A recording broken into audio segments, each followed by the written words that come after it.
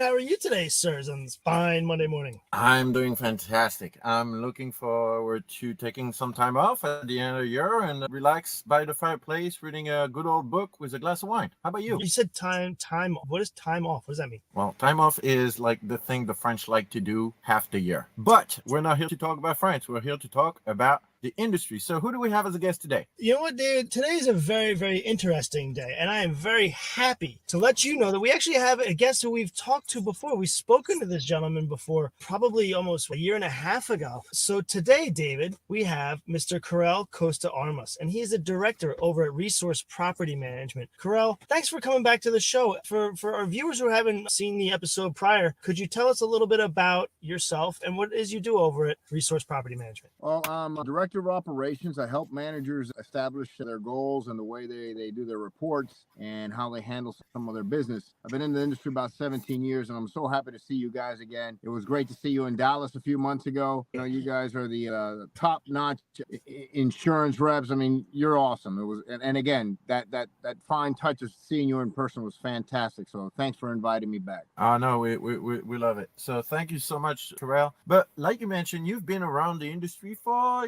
a couple of years. You know what's up now. You're a director. You got plenty of resources to play with. You got plenty of people that report to you, and you've seen it all, and you've seen what's happening. So what's your takeaway for 2023 as far as community property management in general? Well, 2023 has been quite a challenge, as I'm sure you know, in the insurance industry. My takeaway is that you must be professional, and no matter how professional you are or how much trust you have in your insurance agent and some of the engineers out there, when the legislation changes, when the law to the associations and new mandates are in place, you can't change that. So you have to, as a manager or even as an engineer or insurance rep, you have to communicate that to the ones paying, the homeowners, the board members. And I find that the biggest takeaway is get involvement with your vendors, particularly right now in Florida, your insurance agent and engineers, and have them talk directly to the residents.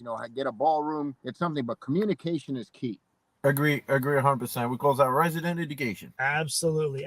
So you mentioned Florida in there, so we can drill down on that just a second. Let's talk about coastal properties for a second, because it's all Florida is coastal. There are so many challenges. There's just so much stuff and so complicated, and it just seems to almost be overwhelming. How do you tackle all of those issues coming at you when trying to manage coastal properties? Well, the biggest problem with the Florida coastal properties is that most of them are over 40 years old, right? So real estate is a prime real estate. It's right by the water. So 40, 50 years ago, all these condos started going up. But down in the last, 40, 50 years, the boards, the legislation wasn't holding everybody completely accountable. So corners were cut, maintenance wasn't done, cheap paints were used, improper repairs made. So right now, the coastal properties, you have to kind of take almost a detective type approach and find out what was missed, what was done, why is the concrete falling apart, so that you kind of take the blame off the current directors in place,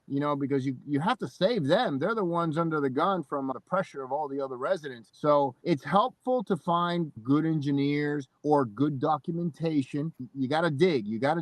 And the coastal properties are still, hit with the hurricanes, the high winds, and the rebar falling, all this other stuff. And a little detective work helps educate the residents as to why they're in the situation they're in now and why insurance company premiums are so high, because they too have figured out that, hey, look, you should have been doing all these repairs and you should have been putting away for reserves, but you didn't. So now it's time to pay the piper. So, it's kind of funny. Like, I'm hearing you talking about this particular topic, and I like it a lot. But when you see so many managers, you can have the best engineering firm in the world. You may still have a manager that's like almost like a consumer manager. You get a report, you have it, you're happy, you put it on the shelf, but you don't really act on it. But like really what you're describing is the necessity of being a forensic management expert or forensic property manager. Like you really need to dig into what the issues are, where does it come from, how do we fix it and actually do it. So that circles back a lot to all these insurance issues. Like we try not to talk about insurance, but it seems like everything about Florida brings it back to it. Steve, do you seem like you start seeing like same issues that Florida has in other parts of the country where you have business? Absolutely. And as Karel had pointed out, you gotta find out what the issues were when things were conveyed, when they were built. years ago. And so, yeah, and then peeling all that apart to try to find the solutions. Just looking at a problem and saying, well, this is how we fix it isn't good enough. You have to find out why the problem happened to begin with so it doesn't happen again. So we can be proactive in the procedures and making things actually, fix them, make them better than they were before. So yeah, no, we do see those in coastal properties outside of Florida as well. So, Karel, I know you have managers from all over the countries that reach out to you for a reason or another, asking for your advice, lawyers, etc. What is really like your advice for your peers as far as addressing the challenges, especially when it comes to managing the problems that are impacting their insurance? So for me, transparency is key. And when you get Good these one. complaints, I get complaints worldwide, really, because it's always the same problem. When people have to pay money, they feel like, oh, the board's not being transparent. And I go back to the very first thing I said is communication is key. You find yourself, since you asked me about my peers would be, managers right now. So I tell managers they cannot be afraid to tell the truth, and they cannot be afraid to kind of put the board on notice. And the best way to do that is document in their management reports, or weeklies or monthlies, use links. For example, if JGS Insurance had an article explaining the current market, I would tell every single manager to use that link and that informational article and share it with all their boards on their weekly and then in their monthly. And also, if they have a newsletter for the community, put it in there. That way, if there's further questions, the client, the board, the resident can go straight to JGS, the horse's mouth. Right there. So I really push and enforce managers providing transparency by providing professional advice, whether it be JGS Insurance or an attorney or a link online, but they can't be afraid to share it. And I'll tell you what, a lot of managers are afraid to share the truth because, to tell you the truth, they're afraid that they may lose their job. But they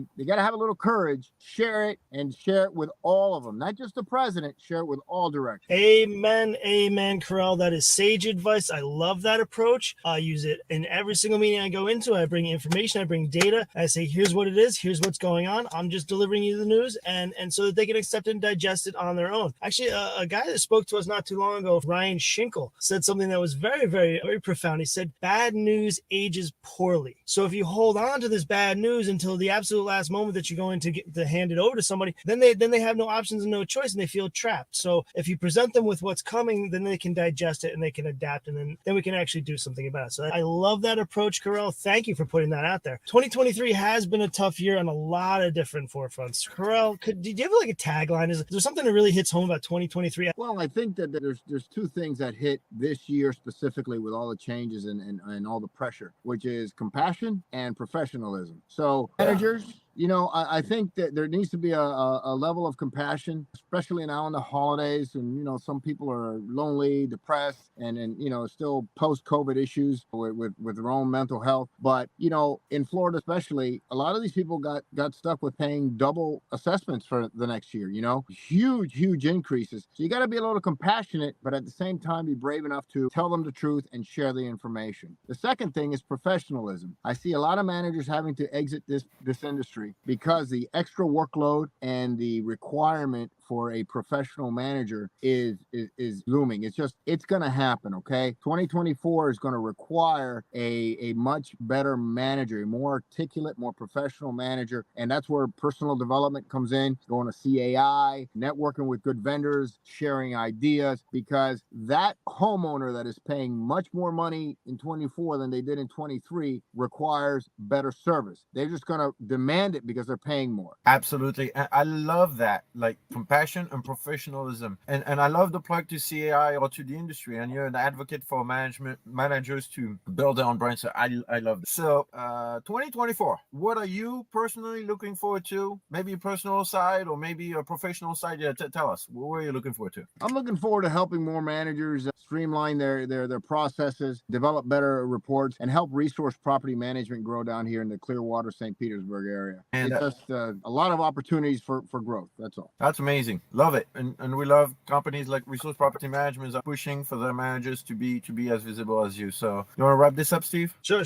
So, Karel, we love having people from all over the country on the show, and we have just different aspects of it. And we want to give you an opportunity to maybe share with us somebody who's been influential in your life or your career, just somebody that you want to thank. It could be a charity, it could be a mentor, just somebody who's been really important to you in your life and or your career. Well, I hate to sound so cheesy, but Debbie Reinhardt is the owner and CEO of Resource Property Management, and she's so deeply involved with legislation and defending the homeowner here in Florida. She is up in Tallahassee all the time dealing with a lobbyist and just being a champion for the homeowner and keeping the homeowner's rights. That's special because, she owns such a big company, got over 100 associations, and she still finds the time and her own time, nights and weekends and everything to help just the average homeowner overall. These are people that aren't even clients. So you have to appreciate that. You have to admire that because it's really about caring, really, right? So she cares about the homeowner having the rights and caring for them. So I'll give a shout out to Deb Reinhardt, Cindy Frida, Alfreda, also the owners of Resource Property Management. They're just phenomenal. Well, that is a pretty nice shout out. We appreciate it. And if you don't know Debbie, just that shout out should make you love her because she works so hard.